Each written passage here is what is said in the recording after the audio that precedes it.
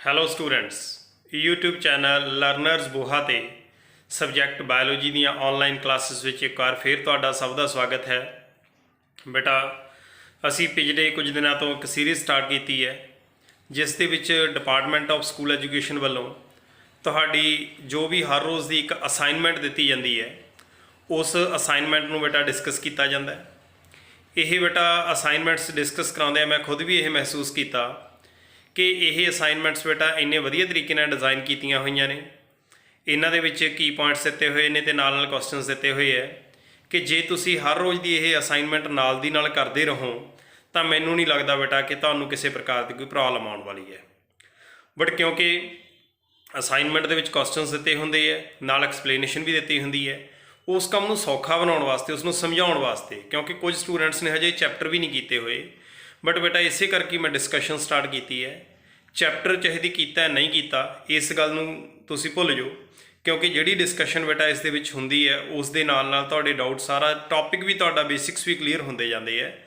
ਸੋ ਇਸ ਕਰਕੇ ਸਾਰੇ ਸਟੂਡੈਂਟਸ ਬੇਟਾ ਇਹ ਅਸਾਈਨਮੈਂਟ ਡੇਲੀ ਜ਼ਰੂਰ ਸੁਣਿਆ ਕਰੋ। 10-15 ਮਿੰਟ ਦਾ ਕੰਮ ਹੈ ਬੇਟਾ, ਇੰਨੀ ਕੀ ਵੀਡੀਓ ਹੁੰਦੀ ਹੈ ਅਤੇ ਉਸ ਤੋਂ ਬਾਅਦ 'ਚ ਕੋਈ ਬਹੁਤਾ ਟਾਈਮ ਨਹੀਂ ਲੱਗਦਾ ਇਹਨਾਂ ਕੁਐਸਚਨਸ ਨੂੰ ਯਾਦ ਕਰਨ 'ਤੇ ਕੱਲ੍ਹ ਵੀ ਬੇਟਾ ਬਹੁਤ ਸਾਰੇ ਸਟੂਡੈਂਟਸ ਨੇ ਆਪਣੀਆਂ ਅਸਾਈਨਮੈਂਟਸ ਆਪਣੀ ਨੋਟਬੁੱਕ ਦੇ ਉੱਤੇ ਨੋਟ ਕਰਕੇ ਕੁਐਸਚਨਸ ਲਿਖ ਕੇ ਫੋਟੋਗ੍ਰਾਫਸ ਕਲਿੱਕ ਕਰਕੇ ਭੇਜੀਆਂ ਸੀ।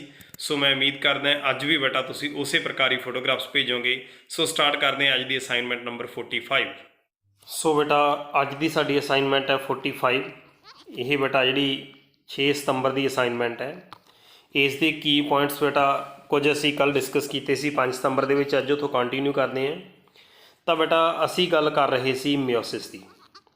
ਮਿਓਸਿਸ ਨੂੰ ਦੋ ਪਾਰਟਸ ਦੇ ਵਿੱਚ ਸਟੱਡੀ ਕੀਤਾ ਹੈ, ਮਿਓਸਿਸ 1 ਐਂਡ ਮਿਓਸਿਸ 2। ਜੋ ਬੇਟਾ ਮਿਓਸਿਸ 1 ਹੈ ਉਸ ਦੇ ਉਸੇ ਤਰੀਕੇ ਨਾਲ ਹੀ ਸਾਡੇ ਕੋਲ ਫੇਜ਼ ਸੀਗੇ, ਪ੍ਰੋਫੇਜ਼, ਮੈਟਾਫੇਜ਼, ਐਨਾਫੇਜ਼ ਐਂਡ ਟੀਲੋਫੇਜ਼। ਇਹਦੇ ਵਿੱਚੋਂ ਬੇਟਾ ਜੋ ਪ੍ਰੋਫੇਜ਼ 1 ਹੈਗਾ, ਪ੍ਰੋਫੇਜ਼ 1 ਸਭ ਤੋਂ ਲੌਂਗੈਸਟ ਫੇਜ਼ ਹੈਗਾ ਬੇਟਾ। ਇਸ ਪ੍ਰੋਫੇਜ਼ 1 ਦੇ ਫਰਦਰ ਬੇਟਾ 5 ਸਬ ਸਟੇਜਸ ਸੀਗੀਆਂ, ਜਿਹੜੀਆਂ ਇਸ ਦੀਆਂ 5 ਸਬ ਸਟੇਜਸ ਸੀ ਬੇਟਾ ਉਹ ਅਸੀਂ ਡਿਸਕਸ ਕਰ ਰਹੇ ਹਾਂ। ਇਹਨਾਂ ਦੇ ਵਿੱਚ ਬੇਟਾ ਸਭ ਤੋਂ ਪਹਿਲੀ ਜਿਹੜੀ ਅਸੀਂ ਸਟੇਜ ਡਿਸਕਸ ਕੀਤੀ ਹੈ ਦੈਟ ਇਜ਼ ਲੈਪਟੋਟੀਨ। ਲੈਪਟੋਟੀਨ ਸਟੇਜ ਬੇਟਾ ਕੱਲ੍ਹ ਡਿਸਕਸ ਕੀਤਾ ਸੀ। ਲੈਪਟੋਟੀਨ ਦੇ ਵਿੱਚ ਅਸੀਂ ਇਹ ਵੇਖਿਆ ਸੀ ਕਿ ਜਿਹੜੇ ਕ੍ਰੋਮੋਸੋਮ ਸੀ ਉਹ ਕੰਡੈਂਸ ਹੋਣਾ ਸਟਾਰਟ ਹੋ ਜਾਂਦੇ ਨੇ। ਲੈਪਟੋਟੀਨ ਤੋਂ ਫਰਦਰ ਜਿਹੜੀ ਨੈਕਸਟ ਸਟੇਜ ਸੀ ਬੇਟਾ ਉਹ ਸੀ ਜਾਈਗੋਟੀਨ। ਜਾਈਗੋਟੀਨ ਸਟੇਜ ਦੇ ਵਿੱਚ ਅਸੀਂ ਇਹ ਦੇਖਿਆ ਕਿ ਕ੍ਰੋਮੋਸੋਮਸ ਜਿਹੜੇ ਕੰਡੈਂਸ ਹੋ ਚੁੱਕੇ ਹੈ ਉਹ ਹੁਣ ਹੋਮੋਲੋਗਸ ਪੇਅਰਸ ਦੇ ਵਿੱਚ ਅਰੇਂਜ ਕਰ ਜਾਣਗੇ। ਜਦੋਂ ਹੋਮੋਲੋਗਸ ਪੇਅਰਸ ਦੇ ਵਿੱਚ ਅਰੇਂਜ ਕਰ ਜਾਣਗੇ ਤਾਂ ਇਸ ਨੂੰ ਅਸੀਂ ਸਾਇਨੈਪਸਿਸ ਕਹਾਂਗੇ ਅਤੇ ਸਾਡੇ ਕੋਲ ਬਾਈਵੈਲੈਂਟਸ ਜਿਹੜੇ ਹੈਗੇ ਉਹ ਬਣ ਜਾਣਗੇ। ਹੁਣ ਬੇਟਾ ਅਸੀਂ ਜਾਈਗੋਟੀਨ ਤੋਂ ਫਰਦਰ ਜਿਹੜੀ ਹੈਗੀ ਹੈ ਪੈਚੀਟੀਨ ਸਟੇਜ ਲੈਂਦੇ ਹਾਂ। ਸਾਡੇ ਕੋਲ 5 ਨੇ, ਲੈਪਟੋਟੀਨ, ਜਾਈਗੋਟੀਨ, ਪੈਚੀਟੀਨ, ਡਿਪਲੋਟੀਨ ਐਂਡ ਡਾਇਕਾਇਨੈਸਿਸ। ਇਹਦੇ ਵਿੱਚੋਂ ਲੈਪਟੋਟੀਨ ਅਤੇ ਜਾਈਗੋਟੀਨ ਕੱਲ੍ਹ ਪੜ੍ਹ ਲਿਆ ਸੀ। ਹੁਣ ਅਸੀਂ ਬੇਟਾ ਜਿਹੜਾ ਹੈਗਾ ਪੈਚੀਟੀਨ ਦੇਖਦੇ ਹਾਂ। ਤਾਂ ਬੇਟਾ ਪੈਚੀਟੀਨ ਸਟੇਜ ਨੂੰ ਜੇ ਡਿਸਕਸ ਕੀਤਾ ਜਾਵੇ, ਅਸਲ ਦੇ ਵਿੱਚ ਕੀ ਹੁੰਦਾ ਹੈ ਕਿ ਜੋ ਇਸ ਤੋਂ ਪਹਿਲਾਂ ਸਾਡੇ ਕੋਲ ਕ੍ਰੋਮੋਸੋਮਸ ਇਸ ਤਰੀਕੇ ਨਾਲ ਪਏ ਨੇ, ਕੰਡੈਂਸ ਹੋਣੇ ਸ਼ੁਰੂ ਹੋ ਗਏ, ਤਾਂ ਸਾਡੀ ਜਿਹੜੀ ਜਾਈਗੋਟੀਨ ਸਟੇਜ ਹੈ ਉੱਥੇ ਇਸ ਤਰੀਕੇ ਨਾਲ ਇਹ ਆ ਜਾਂਦੇ ਨੇ। ਇਹਨਾਂ ਨੂੰ ਅਸੀਂ ਬਾਈਵੈਲੈਂਟ ਕਹਿੰਦੇ ਹਾਂ। ਪੈਚੀਟੀਨ ਦੇ ਉੱਤੇ ਜਾ ਕੇ ਬੇਟਾ ਕ੍ਰੋਮੋਸੋਮਸ ਹੋਰ ਕੰਡੈਂਸ ਹੋ ਜਾਂਦੇ ਨੇ ਅਤੇ ਕ੍ਰੋਮੈਟਿਡਸ ਅਪੀਅਰ ਹੋ ਜਾਂਦੇ ਨੇ। ਜਦੋਂ ਕ੍ਰੋਮੈਟਿਡਸ ਅਪੀਅਰ ਹੋ ਜਾਂਦੇ ਨੇ ਤਾਂ ਹੋਮੋਲੋਗਸ ਕ੍ਰੋਮੋਸੋਮ ਜਿਹੜੇ ਪੇਅਰ 'ਚ ਪਏ ਨੇ ਹੁਣ ਇਸ ਤਰੀਕੇ ਨਾਲ ਦਿਖਾਈ ਦਿੰਦੇ ਹੈ। ਇਹ ਇੱਕ ਕ੍ਰੋਮੋਸੋਮ ਹੈ, ਆਹ ਦੂਸਰਾ ਕ੍ਰੋਮੋਸੋਮ ਹੈ। ਇਹ ਬੇਟਾ ਜਿਹੜਾ ਬਣ ਜਾਂਦਾ ਸਾਡੇ ਕੋਲ ਟੈਟਰਡ ਹੈ, ਅਤੇ ਟੈਟਰਡ ਜਿਹੜਾ ਬਣਦਾ ਇਹ ਸਾਡਾ ਪੈਚੀਟੀਨ ਸਟੇਜ 'ਤੇ ਬਣਦਾ। ਕੱਲ੍ਹ ਵਾਲੀ ਅਸਾਈਨਮੈਂਟ ਦੇ ਵਿੱਚ ਇੱਕ ਕੁਐਸਚਨ ਵੀ ਪੁੱਛਿਆ ਗਿਆ ਸੀ ਜਿਹੜਾ ਕਿ ਟੈਟਰਡ ਸਟੇਜ ਦੇ ਨਾਲ ਰਿਲੇਟਡ ਸੀ। ਤਾਂ ਹੁਣ ਟੈਟਰਡ ਸਟੇਜ ਜਦੋਂ ਬਣ ਗਈ ਬੇਟਾ, ਇੱਥੇ ਤੁਸੀਂ ਵੇਖੋ ਕਿ ਸਾਡੇ ਕੋਲ ਇੱਕ ਕ੍ਰੋਮੋਸੋਮ ਦੇ 2 ਕ੍ਰੋਮੈਟਿਡਸ ਹੈਗੇ ਹੈ। ਸਿਮਿਲਰਲੀ ਦੂਸਰੇ ਕ੍ਰੋਮੋਸੋਮ ਦੇ ਵੀ 2 ਕ੍ਰੋਮੈਟਿਡਸ ਹੈਗੇ ਨੇ। ਜਿਹੜੇ ਬੇਟਾ ਇਹ ਕ੍ਰੋਮੈਟਿਡਸ ਹੈਗੇ ਨੇ, ਇੱਕੋ ਹੀ ਹੋਮੋਲੋਗਸ ਕ੍ਰੋਮੋਸੋਮ ਦੇ ਜਿਹੜੇ 2 ਕ੍ਰੋਮੈਟਿਡਸ ਨੇ, ਜਿਹੜੇ ਇਹ ਕ੍ਰੋਮੈਟਿਡਸ ਨੇ, ਇਹਨਾਂ ਨੂੰ ਅਸੀਂ ਬੋਲਾਂਗੇ ਕਿ ਇਹ ਇੱਕ ਦੂਜੇ ਦੇ ਸਿਸਟਰ ਕ੍ਰੋਮੈਟਿਡਸ ਨੇ। ਅਤੇ ਜੇ ਮੈਂ ਗੱਲ ਕਰਾਂ ਬੇਟਾ ਕਿ ਇੱਕ ਤਾਂ ਆਹ ਕ੍ਰੋਮੈਟਿਡ ਇੱਕ ਕ੍ਰੋਮੋਸੋਮ ਦਾ ਹੋ ਗਿਆ, ਦੂਸਰੇ ਦਾ ਹੋ ਗਿਆ, ਜੇ ਇਹਨਾਂ ਦੋਨਾਂ ਨੂੰ ਗੱਲ ਕਰੀਏ ਬੇਟਾ ਜਾਂ ਇਹਨਾਂ ਦੋਨਾਂ ਦੀ ਗੱਲ ਕਰੀਏ, ਇਹ ਸਾਡੇ ਕੋਲ ਹੋ ਗਏ ਬੇਟਾ ਨੋਨ ਸਿਸਟਰ ਕ੍ਰੋਮੈਟਿਡਸ। ਅਤੇ ਜਿਹੜਾ ਇਹ ਅਰੇਂਜਮੈਂਟ ਹੈ ਟੈਟਰਡ, ਇਹ ਹੁੰਦਾ ਬੇਟਾ ਪੈਚੀਟੀਨ ਸਟੇਜ ਦੇ ਵਿੱਚ। ਹੁਣ ਪੈਚੀਟੀਨ ਸਟੇਜ ਦੇ ਵਿੱਚ ਬੇਟਾ ਜਿਹੜੇ ਨੋਨ ਸਿਸਟਰ ਕ੍ਰੋਮੈਟਿਡਸ ਨੇ ਨਾ, ਇਹ ਨੋਨ ਸਿਸਟਰ ਕ੍ਰੋਮੈਟਿਡਸ ਆਪਣਾ ਜੈਨੇਟਿਕ ਮਟੀਰੀਅਲ ਐਕਸਚੇਂਜ ਕਰਦੇ ਹੈ। ਜਿਸ ਤਰੀਕੇ ਨਾਲ ਸਾਡੇ ਕੋਲ ਇੱਕ ਇਹ ਕ੍ਰੋਮੋਸੋਮ ਹੈਗਾ, ਇਹਦੇ ਇਹ ਬੇਟਾ ਕ੍ਰੋਮੈਟਿਡਸ ਨੇ, इस तरीके नाल ही बेटा एक साडे कोले आह दूसरा क्रोमोसोम हैगा, इस दे ये क्रोमेटिड्स हैगे ने बेटा, एक क्रोमेटिड है, दूसरा क्रोमेटिड इस दे उपर बेटा एक्सचेंज कर रहा है, इस दे उपर ओवरलैप कर रहा है। ਜਦੋਂ बेटा इन्हां दोनों क्रोमोसोम्स की ओवरलैपिंग हो रही है तो ਇਹਦਾ रिजल्ट की होगा, ਇੱਥੇ ਇਹ अपने सैगमेंट्स एक्सचेंज कर ਲੈਂਦੇ ਨੇ ਤੇ सैगमेंट्स एक्सचेंज ਕਰਨ ਦੇ ਇਸ ਪ੍ਰੋਸੈਸ ਨੂੰ ਅਸੀਂ क्रॉसिंग ओवर बोलते हैं। तो क्रॉसिंग ओवर का रिजल्ट की होगा, इस तो रिजल्ट की मिलूगा बेटा कि ਜਿਹੜਾ ਇਹ क्रोमोसोम हैगा, इस क्रोमोसोम का बेटा ਜਿਹੜਾ टिप हैगा, ये पोर्शन ਜਿਹੜਾ हैगा दूसरे क्रोमोसोम तो आ गया, तो ਜਿਹੜਾ दूसरा ਸੀਗਾ बेटा ਇਹਦਾ ਜਿਹੜਾ टॉप वाला ਜਿਹੜਾ पोर्शन हैगा बेटा ਇਹ नाल वाले क्रोमेटिड ਦਾ आ गया। तो इस तरीके नाल ਜਿਹੜੀ ਇਹ सैगमेंट्स की एक्सचेंज हो चुकी है, इस सैगमेंट्स की एक्सचेंज ਨੂੰ ਅਸੀਂ ਕੀ बोलते हैं बेटा, this is called crossing over. तो क्रॉसिंग ओवर याद रखने वाली गल है, किहड़ी स्टेज तो हुई बेटा, ये पैचीटीन स्टेज ਦੇ ਵਿੱਚ ਹੋਈ। इस तो बाद ਦੇ ਵਿੱਚ बेटा ਸਾਡੇ ਕੋਲੇ डिप्लोटीन स्टेज है, ਜਦੋਂ क्रॉसिंग ओवर कंप्लीट हो जाती है तो होमोलोगस क्रोमोसोम्स ਜਿਹੜੇ ਹੈਗੇ ਨੇ बेटा वो सैपरेट हो ਜਾਂਦੇ ਨੇ। मतलब कि ਜਿਹੜਾ साइनेप्टोनीमल ਕੰਪਲੈਕਸ ਹੈਗਾ, ਜਿਹੜਾ ਕਿਹੜੀ ਸਟੇਜ ਦੇ ਵਿੱਚ ਬਣਿਆ ਸੀ बेटा, ਜਿਹੜਾ ਜਾਈਗੋਟੀਨ ਸਟੇਜ 'ਚ ਬਣਿਆ ਸੀ ਉਹ डिप्लोटीन ਸਟੇਜ ਦੇ ਵਿੱਚ ਆ ਕੇ ਟੁੱਟ ਜਾਂਦਾ ਹੈ।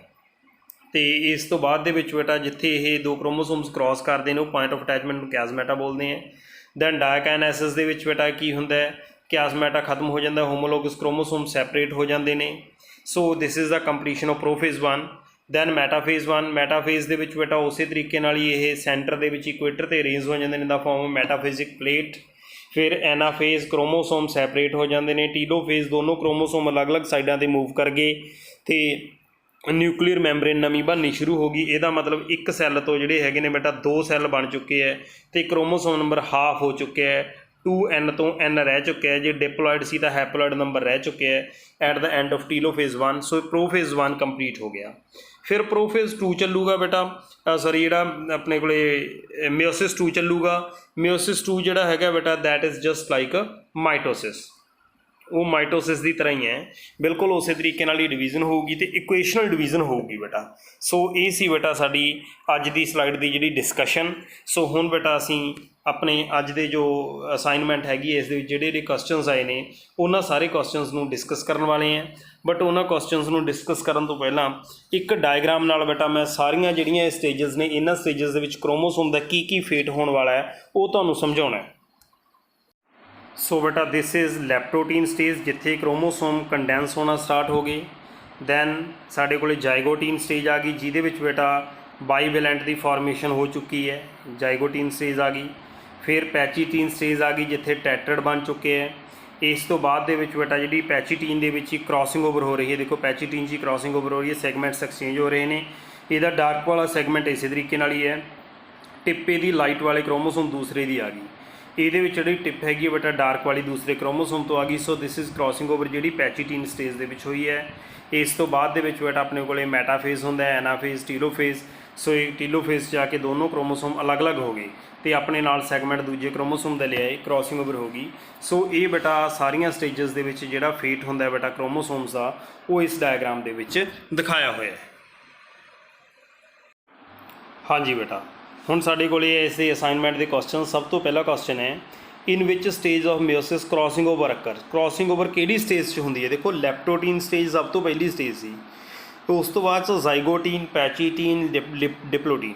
ਇਹਦੇ ਵਿੱਚ बेटा ਜਾਈਗੋਟੀਨ 'ਚ ਬਾਈਵਲੈਂਟ ਬਣੇ ਸੀ ਤੇ ਟੈਟਰਡ ਪੈਚੀਟੀਨ 'ਚ ਬਣ ਗਿਆ ਸੀ ਤੇ ਟੈਟਰਡ ਬਣਨ ਤੋਂ ਬਾਅਦ 'ਚ क्रॉसिंग ओवर ਹੋਈ ਸੀ। ਇਹਦਾ ਮਤਲਬ correct answer to question number 1 is C pachytene. Meiosis ਦੀ ਸਿਗਨੀਫਿਕੈਂਸ, ਮਿਓਸਿਸ ਦੀ ਕੀ ਸਿਗਨੀਫਿਕੈਂਸ ਹੈ? ਕੀ ਇਹਦੇ ਨਾਲ ਆਇਡੈਂਟੀਕਲ ਸੈਲਸ ਪ੍ਰੋਡਿਊਸ ਹੁੰਦੇ ਨੇ? ਨਹੀਂ। ਕੀ ਇਹ ਓਰੀਜਨਲ ਨੰਬਰ ਆਫ ਕ੍ਰੋਮੋਸੋਮ ਨੂੰ ਰੀਸਟੋਰ ਕਰ ਦਿੰਦਾ ਹੈ ਜਾਂ ਡੀਐਨਏ ਕੰਟੈਂਟ ਨੂੰ ਡਬਲ ਕਰਦਾ ਹੈ ਜਾਂ ਇਹ ਸਿਰਫ ਸੋਮੈਟਿਕ ਸੈਲਸ 'ਚ ਹੁੰਦਾ ਹੈ? ਅਸਲ ਦੇ ਵਿੱਚ ਬੇਟਾ ਇਹ ਹੁੰਦਾ ਹੈ ਕਿ ਜਿਵੇਂ ਸਾਡੇ ਕੋਲ ਇੱਕ ਸੈੱਲ ਹੈਗਾ, ਮੇਲ ਬॉडी ਦੇ ਜਿੰਨੇ ਵੀ ਸੈਲਸ ਹੈਗੇ ਨੇ बेटा ਉਹਨਾਂ क्रोमोसोम नंबर 46 है, फीमेल बॉडी का भी क्रोमोसोम नंबर 46 है। बट जदों रिप्रोडक्शन होनी है एट दैट टाइम मियोसिस हो जाती है। मियोसिस ना क्रोमोसोम नंबर 23 रह गया, 1/2 रह गया तो जदों मेल तो फीमेल गैमीट कंबाइन करनगे दुबारा फिर 46 हो जाऊगा। ਇਹਦਾ मतलब क्रोमोसोम नंबर ਨੂੰ ਰੀਗੇਨ करना, ओरिजिनल नंबर ਨੂੰ रिटेन करना, रीस्टोर करना वो सिर्फ इसे करके पॉसीबल है जे की होगी बेटा मियोसिस होगी। सो ਇਹਦਾ मतलब ਜਿਹੜਾ correct answer to question number 2 is it restores the original number of chromosomes. then 4 haploid cells are produced at the end of meiosis 2। बेटा देखो पहला एक बनता है, एक सैल होंदा है, ਉਹਦੇ ਨਾਲ ਰਿਡਕਸ਼ਨਲ ਡਿਵੀਜ਼ਨ ਹੋ ਕੇ 2 ਸੈੱਲ ਬਣ ਜਾਂਦੇ ਨੇ, ਫਿਰ ਇਕੁਏਸ਼ਨਲ ਡਿਵੀਜ਼ਨ ਹੋ ਕੇ ਦੋਨਾਂ ਤੋਂ 2 ਫੇਰ ਬਣ ਜਾਂਦੇ ਨੇ, ਓਵਰਆਲ 4 ਸੈਲਸ ਬਣ ਜਾਂਦੇ ਨੇ। ਇਹਦਾ ਮਤਲਬ ਇਹ ਸਟੇਟਮੈਂਟ ਬਿਲਕੁਲ ਟਰੂ ਹੈ। Gametes are haploid and spores are not. ਦੇਖੋ ਐਕਸਪਲੇਨੇਸ਼ਨ ਦਾ ਇਹੀ ਫਾਇਦਾ ਕਿ ਸਾਨੂੰ ਟਰਮਸ ਪਤਾ ਲੱਗ ਜਾਣ, ਗੈਮੀਟਸ ਕੀ ਹੁੰਦੇ ਨੇ, ਹੈਪਲॉइड ਕੀ ਹੁੰਦੇ ਨੇ ਤੇ ਸਪੋਰ ਕੀ ਹੁੰਦੇ ਨੇ। 3 ਚੀਜ਼ਾਂ ਪਤਾ ਹੋਣਗੀਆਂ ਫੇਰ ਹੀ ਹੈ, ਅਦਰਵਾइज ਟਰੂ ਫਾਲਸ ਕਿੰਨਾ ਵੀ ਯਾਦ ਕਰ ਲਓ ਨਹੀਂ ਯਾਦ ਰਹਿਣਗੇ, ਰੱਟਾ ਨਹੀਂ ਲੱਗਦਾ। ਤਾਂ ਗੈਮੀਟਸ ਕੀ ਹੁੰਦੇ ਆ ਬੇਟਾ, ਜਿਹੜੀ ਮੇਲ ਬਾਡੀ ਹੈ, ਮੇਲ ਬਾਡੀ ਜਿਵੇਂ ਸਪੋਰ ਆਪਣੇ ਸਪਰਮ ਪ੍ਰੋਡਿਊਸ ਕਰਦੀ ਹੈ, ਫੀਮੇਲ ਬਾਡੀ ਹੈ ਬੇਟਾ, ਫੀਮੇਲ ਬਾਡੀ ਨੇ ਜਿਹੜੇ ਹੈਗੇ ਨੇ ਐਗ ਪ੍ਰੋਡਿਊਸ ਕੀਤਾ ਹੈ, ਇਹਦਾ ਕ੍ਰੋਮੋਸੋਮ ਨੰਬਰ ਹਾਫ ਹੁੰਦਾ ਹੈ। ਇੱਥੇ 46 ਹੈ ਮੇਲ ਤੇ ਫੀਮੇਲ ਬਾਡੀ ਦਾ, ਤਾਂ ਗੈਮੀਟਸ ਨੇ ਇਹ ਬੇਟਾ, ਜਿਹੜੇ ਸਪਰਮ ਤੇ ਐਗ ਨੇ ਕੀ ਨੇ, ਇਹ ਗੈਮੀਟਸ ਨੇ। ਇਹਨਾਂ ਦਾ ਕ੍ਰੋਮੋਸੋਮ ਨੰਬਰ 23 ਹੈ। ਕਹਿਣ ਦਾ ਮਤਲਬ ਇੱਥੇ ਪੇਅਰਸ ਦੇ ਵਿੱਚ ਹੁੰਦਾ, this is 2n diploid number but this is n haploid number. So gametes ਹਮੇਸ਼ਾ ਹੈਪਲॉइड ਹੀ ਹੁੰਦੇ ਨੇ। ਜੇ ਗੈਮੀਟਸ ਹੈਪਲॉइड ਨੇ ਬਿਲਕੁਲ ਉਸੇ ਤਰੀਕੇ ਨਾਲ ਜਿਹੜੇ ਸਪੋਰਸ ਨੇ, ਸਪੋਰਸ ਵੀ ਬੇਟਾ ਹੈਪਲॉइड ਹੀ ਹੁੰਦੇ ਨੇ। ਸੋ ਜਿਹੜੀ ਇਹਨੇ ਸਟੇਟਮੈਂਟ ਦਿੱਤੀ ਹੈ ਕਿ ਗੈਮੀਟਸ ਹੈਪਲॉइड ਹੁੰਦੇ ਨੇ ਬਟ ਸਪੋਰ ਹੈਪਲॉइड ਨਹੀਂ ਹੁੰਦੇ, ਇਹ ਗਲਤ ਹੈ, ਕਿਉਂਕਿ ਏਸੈਕਸ਼ੁਅਲ ਰਿਪਰੋਡਕਸ਼ਨ ਦੇ ਵਿੱਚ ਸਪੋਰਸ ਬਣਦੇ ਨੇ ਬਟ ਸਪੋਰ ਵੀ ਕੀ ਹੁੰਦੇ ਨੇ ਬੇਟਾ, ਉਹ ਹੈਪਲॉइड ਹੀ ਹੁੰਦੇ ਨੇ। ਸੋ ਇਹ ਸਟੇਟਮੈਂਟ ਫਾਲਸ ਹੈ। In that stage of meiosis termination of chiasmata occur. ਹੁਣ ਕਿਆਜ਼ਮੈਟਾ ਕਿੱਥੇ ਓਵਰ ਹੋਊਗਾ ਬੇਟਾ, ਦੇਖੋ ਕਿਆਜ਼ਮੈਟਾ ਫਾਰਮੇਸ਼ਨ ਕਿੱਥੇ ਹੋਣੀ ਹੈ, ਉਹ ਪੈਚੀਟੀਨ ਸਟੇਜ ਦੇ ਵਿੱਚ ਹੋਣੀ ਹੈ। ਤੇ ਪੈਚੀਟੀਨ ਸਟੇਜ ਤੋਂ ਬਾਅਦ 'ਚ ਬੇਟਾ ਜਿਹੜਾ ਡਿਪਲੋਟੀਨ ਹੈ, ਡਿਪਲੋਟੀਨ ਤੇ ਜਾ ਕੇ ਜਿਹੜਾ ਕਿਆਜ਼ਮੈਟਾ ਹੈਗਾ ਉਹ ਟਰਮੀਨੇਟ ਹੋ ਜਾਂਦਾ ਹੈ। Next question is the stage between 2 meiotic division is called. ਬੇਟਾ 2 ਮਿਓਟਿਕ ਡਿਵੀਜ਼ਨ ਮਿਓਸਿਸ 1 ਤੇ ਮਿਓਸਿਸ 2 ਜਦੋਂ ਕੰਪਲੀਟ ਦੇ ਵਿੱਚ ਹੁੰਦੀ ਹੈ, ਇੰਟਰਕਾਇਨੈਸਿਸ ਹੁੰਦੀ ਹੈ। ਅਸੀਂ ਇਸ ਦੇ ਵਿੱਚ ਦੇਖਿਆ ਸੀ ਇੰਟਰਕਾਇਨੈਸਿਸ ਮਿਓਸਿਸ 1 ਤੇ ਮਿਓਸਿਸ 2 ਦੇ ਵਿੱਚ ਹੁੰਦਾ ਹੈ। Study of chromosome pattern and study the chromosome pattern and level 1 and 2। ਬੇਟਾ ਦੇਖੋ ਮੈਂ ਤੁਹਾਨੂੰ ਹੁਣੇ ਇਸ ਦੇ ਵਿੱਚ ਕਰਵਾ ਕੇ ਹਟਿਆ ਕਿ ਜਿਵੇਂ ਮੰਨ ਲਓ ਆਹ ਲੈ ਲਓ ਤੁਸੀਂ, ਇਸ ਦੇ ਵਿੱਚ ਜਿਹੜੇ ਇਹ ਦੋ ਕ੍ਰੋਮੈਟਿਡਸ ਹੈਗੇ ਨੇ, ਜਿਹੜੇ ਅਲੱਗ-ਅਲੱਗ ਕ੍ਰੋਮੋਸੋਮਸ ਦੇ ਹੈਗੇ ਨੇ, ਇਹਨਾਂ ਨੂੰ ਤਾਂ ਅਸੀਂ ਬੋਲਾਂਗੇ ਬੇਟਾ ਨੌਨ ਸਿਸਟਰ। ਤੇ ਜੇ ਇੱਕੋ ਹੀ ਕ੍ਰੋਮੋਸੋਮ ਦੇ ਲੈ ਲਾਂਗੇ ਤਾਂ ਇਹ ਕੀ ਹੋ ਜਾਣਗੇ, ਸਿਸਟਰ। ਸੋ ਜਿਹੜਾ 1 ਹੈਗਾ, 1 ਤਾਂ ਇਹ ਅਲੱਗ-ਅਲੱਗ ਕ੍ਰੋਮੋਸੋਮ ਦੇ ਨੇ, ਸੋ ਇਹਦਾ ਮਤਲਬ ਕੀ ਆ ਗਿਆ, ਇਹ ਨੌਨ ਸਿਸਟਰ। 2 ਜਿਹੜੇ ਹੈਗੇ ਨੇ ਸੇਮ ਦੀ ਆ ਰਹੇ ਨੇ, ਇਹਦਾ ਮਤਲਬ ਕੀ ਆ ਗਿਆ ਬੇਟਾ, ਇਹ ਸਿਸਟਰ ਕ੍ਰੋਮੈਟਿਡਸ। ਦੈਨ ਨੈਕਸਟ ਆਪਣੇ ਕੋਲ ਕੁਐਸਚਨ ਹੈ, ਵਾਟ ਇਜ਼ ਕਾਇਨੈਟੋਕੋਰ। ਕਾਇਨੈਟੋਕੋਰ ਕੀ ਹੁੰਦਾ ਹੈ? ਅਸਲ ਦੇ ਵਿੱਚ ਬੇਟਾ ਕੀ ਹੈ, ਜਦੋਂ ਸਾਡੇ ਕੋਲੇ ਕ੍ਰੋਮੋਸੋਮ ਦੇ ਸਟਰਕਚਰ ਨੂੰ ਅਸੀਂ ਧਿਆਨ ਨਾਲ ਦੇਖਦੇ ਹਾਂ, ਕ੍ਰੋਮੋਸੋਮ ਦੇ ਬਿਲਕੁਲ ਜਿਹੜੇ ਸੈਂਟਰੋਮੀਅਰ ਜਿਹੜਾ ਹੁੰਦਾ, ਸੈਂਟਰੋਮੀਅਰ ਦੇ ਉੱਤੇ ਇੱਕ ਡਿਸਕ ਲਾਈਕ ਸਟਰਕਚਰ ਹੁੰਦਾ ਹੈ। ਇਸੇ ਡਿਸਕ ਲਾਈਕ ਸਟਰਕਚਰ ਦੇ ਨਾਲ ਸਪਿੰਡਲ ਫਾਈਬਰਸ ਦੇ ਨਾਲ ਅਟੈਚ ਹੁੰਦਾ, ਉਸ ਨੂੰ ਅਸੀਂ ਕਾਇਨੈਟੋਕੋਰ ਬੋਲਦੇ ਹਾਂ। ਅਸਾਈਨਮੈਂਟ ਜਿਹੜੀ ਮਾਈਟੋਸਿਸ ਦੀ ਸੀ ਉਹਦੇ ਵਿੱਚ ਕੁਐਸਚਨ ਪੁੱਛਿਆ ਗਿਆ ਸੀ ਕਿ ਸਪਿੰਡਲ ਫਾਈਬਰ ਦੇ ਨਾਲ ਅਟੈਚ ਹੋਣ ਦੇ ਲਈ ਕ੍ਰੋਮੋਸੋਮ ਦਾ ਕਿਹੜਾ ਪਾਰਟ ਕੰਮ ਆਉਂਦਾ, ਦੈਟ ਇਜ਼ ਕਾਇਨੈਟੋਕੋਰ। ਇੱਥੇ ਕਾਇਨੈਟੋਕੋਰ ਦੀ ਡੈਫੀਨੇਸ਼ਨ ਪੁੱਛੀ ਗਈ ਹੈ। ਸਕਰੀਨ ਦੇ ਤੁਸੀਂ ਡਾਇਗਰਾਮ ਦੇ ਵਿੱਚ ਦੇਖ ਸਕਦੇ ਹੋ ਬੇਟਾ ਕਿ ਕਾਇਨੈਟੋਕੋਰ ਤੁਹਾਨੂੰ ਦਿਖਾਇਆ ਹੋਇਆ ਹੈ। ਇਸ ਤੋਂ ਨੈਕਸਟ ਜਿਹੜਾ ਕੁਐਸਚਨ ਸਾਡੇ ਕੋਲ ਹੈ, that is what is the significance of meiosis. Meiosis ਦੀ ਬਹੁਤ ਜ਼ਿਆਦਾ ਇੰਪੋਰਟੈਂਸ ਹੈ ਬੇਟਾ। ਸਭ ਤੋਂ ਪਹਿਲੀ ਗੱਲ ਤਾਂ ਇਹ ਹੈ ਕਿ ਇਹ ਕ੍ਰੋਮੋਸੋਮ ਦਾ ਓਰੀਜਨਲ ਨੰਬਰ ਜਿਹੜਾ ਹੈਗਾ ਉਹਨੂੰ ਰੀਸਟੋਰ ਕਰਨ ਦੇ ਵਿੱਚ ਹੈਲਪ ਕਰਦਾ ਹੈ। ਫਿਰ ਇਹ ਬੇਟਾ ਜਿਹੜਾ ਹੈਗਾ, ਇਹ ਸੈਕਸ਼ੂਅਲ ਰੀਪਰੋਡਕਸ਼ਨ ਦੇ ਵਿੱਚ ਜਿਹੜੇ ਗੈਮੀਟਸ ਬਣਦੇ ਨੇ, ਗੈਮੀਟਸ ਦੀ ਫਾਰਮੇਸ਼ਨ ਜਿਹੜੀ ਸਾਰੀ ਕਾਹਦੇ ਨਾਲ ਹੋਣੀ ਹੈ, ਉਹ ਮਿਓਸਿਸ ਦੇ ਨਾਲ ਹੋਣੀ ਹੈ। ਫਿਰ ਮਿਓਸਿਸ ਦੇ ਵਿੱਚ ਤੁਸੀਂ ਇੱਕ ਚੀਜ਼ ਪੜ੍ਹੀ ਹੋਈ ਹੈ ਬੇਟਾ, ਕ੍ਰੋਸਿੰਗ ਓਵਰ। ਇਹ ਨਾ ਤੁਹਾਡਾ ਕ੍ਰੋਸਿੰਗ ਓਵਰ ਦਾ ਮੈਂ ਡਾਇਗਰਾਮ ਵੀ ਦਿਖਾਇਆ ਸੀ, ਤੁਹਾਡਾ ਇਹ ਸੈਪਰੇਟ ਟੌਪਿਕ ਵੀ ਹੈਗਾ। 3 ਨੰਬਰ ਦਾ ਕੁਐਸਚਨ ਬੜਾ ਇੰਪੋਰਟੈਂਟ ਬਣਦਾ ਤੁਹਾਡਾ, ਇਹ ਕ੍ਰੋਸਿੰਗ ਓਵਰ ਕੀ ਹੈ। ਤਾਂ ਬੇਟਾ ਜਿਹੜਾ ਇਹ ਸਾਡੇ ਕੋਲ ਕ੍ਰੋਸਿੰਗ ਓਵਰ ਹੈਗਾ, ਇਸ ਕ੍ਰੋਸਿੰਗ ਓਵਰ ਕਰਕੇ ਵੇਰੀਏਸ਼ਨਸ ਵੀ ਆਉਂਦੀਆਂ ਨੇ। ਸੋ ਇਹ ਕੀ ਆ ਆਪਣੇ ਕੋਲ, ਨੈਕਸਟ ਪੁਆਇੰਟ ਕੀ ਆ ਗਿਆ, ਇਟ ਇੰਡਿਊਸਿਸ ਵੇਰੀਏਸ਼ਨਸ। ਸੋ ਇਹ 3 ਇਸ ਦੇ ਪੁਆਇੰਟ ਆ ਗਏ। The next last question of today's assignment is what is equator. Equator ਕੀ ਹੈ ਬੇਟਾ? ਦੇਖੋ ਮੈਂ ਤੁਹਾਨੂੰ ਦੱਸਿਆ ਕਿ ਮੈਟਾਫੇਜ਼ ਜਦੋਂ ਹੁੰਦਾ ਹੈ ਤਾਂ ਸਾਰੇ ਕ੍ਰੋਮੋਸੋਮ ਸੈਂਟਰ ਦੇ ਵਿੱਚ ਅਰੇਂਜ ਕਰ ਜਾਂਦੇ ਨੇ। ਉੱਥੇ ਮੈਂ ਇੱਕ ਟਰਮ ਯੂਜ਼ ਕੀਤੀ ਸੀ, ਇਕੁਏਟਰ ਦੇ ਉੱਤੇ ਅਰੇਂਜ ਕਰ ਜਾਂਦੇ ਨੇ ਟੂ ਫੋਰਮ ਮੈਟਾਫੇਜ਼ਿਕ ਪਲੇਟ। ਤਾਂ ਇਕੁਏਟਰ ਕੀ ਹੈ? ਇਕੁਏਟਰ ਇਹ ਹੈ ਕਿ ਜਦੋਂ ਸਾਰੇ ਜਿਹੜੇ ਮਾਈਕਰੋਟਿਬਿਊਲਸ ਨੇ ਉਹਨਾਂ ਦੇ ਉੱਤੇ ਸੈਂਟਰੋਮੀਅਰ ਅਰੇਂਜ ਹੋਣਾ ਸ਼ੁਰੂ ਹੋ ਜਾਂਦੇ ਨੇ, ਤਾਂ ਜਿਹੜੀ ਸਪਿੰਡਲ ਬਣਦੀ ਹੈ, ਸਪਿੰਡਲ ਇਸ ਤਰੀਕੇ ਨਾਲ ਬਣਦੀ ਹੈ ਕਿ ਦੋਨੋਂ ਐਂਡਸ ਤੋਂ ਟੇਪਰਿੰਗ ਹੁੰਦੀ ਹੈ, ਬਟ ਵਿਚਕਾਰ ਕੀ ਹੁੰਦੀ ਹੈ ਬੇਟਾ, ਵਾਈਡ ਹੁੰਦੀ ਹੈ। The spindle is wider in the middle and tapers towards the end. ਜਿਹੜਾ ਮਿਡਲ ਥਿਕ ਪੋਰਸ਼ਨ ਹੈਗਾ ਬੇਟਾ ਸਪਿੰਡਲ ਦਾ, ਇਸ ਨੂੰ ਅਸੀਂ ਕੀ ਬੋਲਦੇ ਹਾਂ ਬੇਟਾ, ਇਕੁਏਟਰ ਬੋਲਦੇ ਹਾਂ। ਅਤੇ ਇਸੇ ਇਕੁਏਟਰ ਦੇ ਉੱਤੇ ਕ੍ਰੋਮੋਸੋਮਸ ਆਪਣੇ ਆਪ ਨੂੰ ਅਰੇਂਜ ਕਰਦੇ ਆ। ਸੋ ਇਹ ਸੀ ਬੇਟਾ ਸਾਡੀ ਅੱਜ ਦੀ ਅਸਾਈਨਮੈਂਟ, ਜੋ ਕਿ ਸਾਡੇ ਬਹੁਤ ਹੀ ਮਿਹਨਤੀ ਅਧਿਆਪਕਾਂ ਦੁਆਰਾ ਤਿਆਰ ਕੀਤੀ ਗਈ ਹੈ। ਸੋ ਬੇਟਾ ਮੈਂ ਉਮੀਦ ਕਰਦਾ ਕਿ ਤੁਹਾਨੂੰ ਇਹ ਅਸਾਈਨਮੈਂਟ ਵਧੀਆ ਤਰੀਕੇ ਨਾਲ ਸਮਝ ਲੱਗੀ ਹੋਣੀ ਹੈ। ਅਤੇ ਹੁਣ ਸਾਰੇ ਸਟੂਡੈਂਟਸ ਅਸਾਈਨਮੈਂਟ ਦੇ ਕੁਐਸਚਨਸ ਨੂੰ ਪੜ੍ਹੋ, ਆਪਣੀ ਨੋਟਬੁੱਕ ਦੇ ਉੱਤੇ ਨੋਟ ਕਰੋ। ਥੈਂਕ ਯੂ ਬੇਟਾ।